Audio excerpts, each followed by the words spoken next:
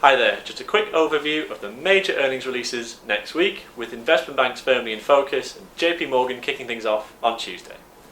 Also on Tuesday, we have Intel declaring their earnings, with market participants focusing on their data center sales as well as any impacts from China.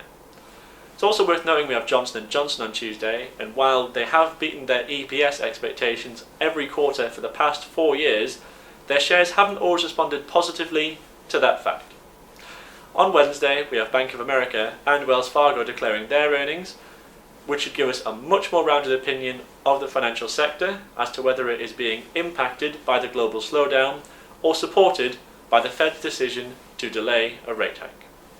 It's also worth noting we have Netflix on Wednesday, with markets looking to their subscriber figures and their exposure to China.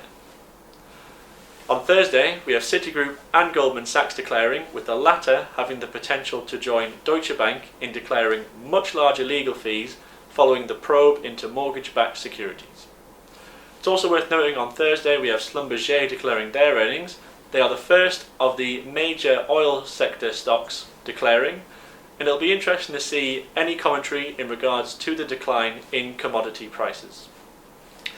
Finally, we have General Electric rounding off the week, with any restructuring commentary expected to be in focus. It's also worth noting on Monday that Trian disclosed a $2.5 billion stake in the company.